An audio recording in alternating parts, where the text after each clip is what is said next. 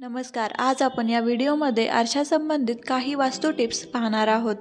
तर घर बांधताना जसे वास्तुशास्त्राचे अनेक नियम पाळले जातात, घरातील टॉयलेट, किचन, पाणी साठवण्याची जागा कोणत्या दिशेला असावी याचे नियम कटाक्षाने पाळले जातात.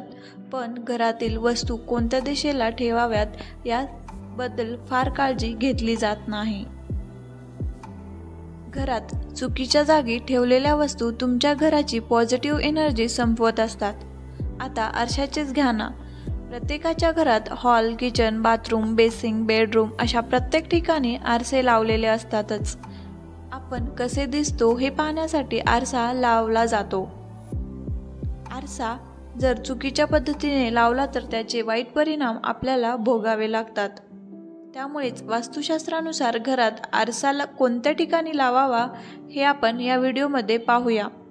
आरसा कोणत्या दिशेला लावल्यामुळे आपल्या घरामध्ये सुख येते ते पाहूया.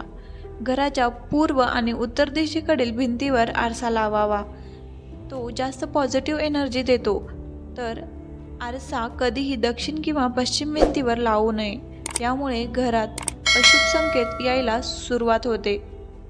आरसा कोठे लावावा तर डायनिंग एरियामध्ये डायनिंग टेबलच्या अगदी समोर आरसा लावावा, जेणेकरून जेवण करताना संपूर्ण कुटुंब आरशात एकत्र जेवण करताना दिसेल.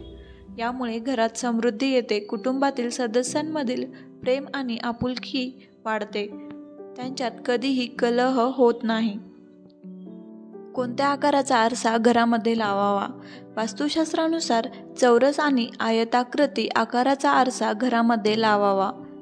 त्याला प्राधान्य दिले जाते कारण ते समान रीतीने ऊर्जा पसरवतात. वापरावयाच्या आरशाच्या आकारावर कोणतेही बंधन नसेल तरी कोणतेही अनियमित आकार टाळावा.